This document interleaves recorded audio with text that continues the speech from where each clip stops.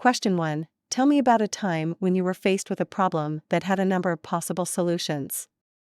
What was the problem and how did you determine the course of action? What was the outcome of that choice?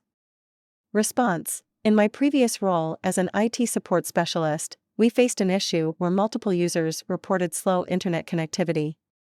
There were several potential solutions: upgrading our bandwidth, optimizing our network infrastructure, or addressing potential external threats. After analyzing network traffic, I noticed a significant amount of non-business related streaming. Instead of immediately upgrading our bandwidth, which was a costly solution, I proposed implementing a content filtering system to prioritize business-related traffic. The outcome was immediate improvement in network speed, and we saved costs on unnecessary bandwidth upgrades. Question 2. When did you take a risk, make a mistake, or fail? How did you respond, and how did you grow from that experience? Response. Once, in an attempt to resolve a recurring server issue, I decided to apply a patch during office hours, thinking it wouldn't cause disruptions. Unfortunately, it led to a 30-minute downtime. I quickly rolled back the changes and restored the services.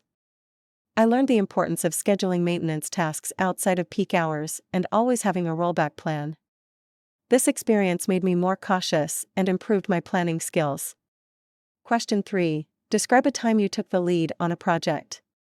Response. I led the migration of our company's email system from an on-premises solution to a cloud-based one. I coordinated with different departments, ensured minimal downtime, and conducted training sessions for employees on the new system. The migration was successful, with zero data loss and increased email uptime. Question 4. What did you do when you needed to motivate a group of individuals or promote collaboration on a particular project? Response. During a major system upgrade, I noticed some team members were hesitant about the changes, fearing it might complicate their workflow. I organized hands-on training sessions, highlighting the benefits and efficiencies of the new system. I also set up a feedback loop where they could share concerns. This approach fostered collaboration, and the team became more receptive to the upgrade. Question 5. How have you leveraged data to develop a strategy? Response. We were receiving frequent complaints about system slowdowns every month-end. I gathered data on system usage, network traffic, and server loads during these periods. Analyzing the data, I identified patterns indicating that backup processes, run during month-end, were consuming significant resources. Using this insight, I rescheduled backup timings and optimized the process, which effectively resolved the slowdowns. Question 6. Describe a situation where you had to support a particularly difficult user or client. How did you handle it, and what was the outcome? Response. I once supported a senior executive who was not tech-savvy and frequently encountered issues. He was often frustrated and short on patience. Instead of just fixing the immediate problems, I scheduled regular check-ins with him to proactively address potential issues and provide mini-training sessions. Over time, his confidence grew, and the number of support requests decreased. This experience reinforced the importance of proactive support and building strong relationships with users. Question 7. How do you prioritize multiple urgent requests in a high-pressure environment? Response. In my previous role, there were instances when multiple departments reported critical issues simultaneously.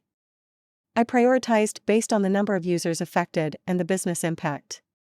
For instance, if the finance team couldn't process transactions while a single user in another department couldn't access email, I'd prioritize the finance team's issue. I also communicated ETAs to manage expectations. This approach ensured minimal business disruption and maintained transparency with users. Question 8. How do you handle situations where you don't immediately know the solution to a technical problem?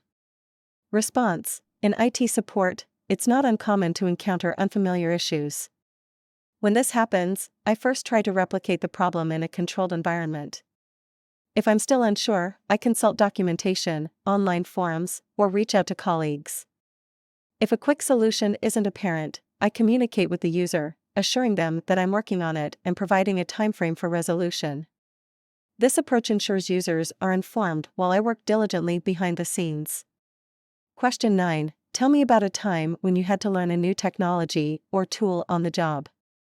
How did you approach it? Response: in a previous role, our company decided to transition from our old network monitoring system to a more advanced tool called Nagios. I was not familiar with Nagios, but I recognized its importance in ensuring our network's health and performance. To get up to speed, I enrolled in an online course specifically tailored for Nagios. I also set up a sandbox environment to simulate our company's network for hands-on practice. Additionally, I joined online forums and communities related to Nagios to learn from experienced professionals. Within a month, I was not only proficient in using the tool but also optimized its configurations for our specific needs. This proactive approach allowed me to ensure seamless network monitoring and reduced potential downtimes. Question 10. Tell me about a time when you had to learn a new technology or tool on the job. How did you approach it? Response: during my freelance work, I had the opportunity to explore Amazon's cloud services. I had built a script on my local laptop that scanned network devices to identify inventory and detect online devices. Wanting to leverage the power and scalability of the cloud, I decided to push the script to an Amazon ECS instance running Ubuntu. However, I was initially unfamiliar with the intricacies of Amazon's cloud platform. To bridge this knowledge gap, I delved into training materials available on the Amazon portal. I supplemented this with courses from LinkedIn Learning and various tutorials on YouTube. Over time, I became proficient in utilizing Amazon's cloud servers, allowing me to efficiently deploy and scale my script.